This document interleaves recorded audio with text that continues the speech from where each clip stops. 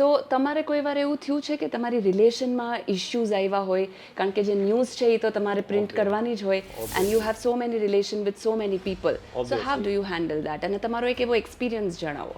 Yeah see what happened, I tell you કે news કોઈ પણ અખબારનું એક ધર્મ છે કે જે ટ્રુથ હોય એ તમારે સમાજને કહેવું પડે, right? You can not hide the truth. Like FIR થઈ છે તો એફઆઈઆર થઈ છે, તમારે પ્રિન્ટ કરવું પડે. But when you C that person is your friend, right?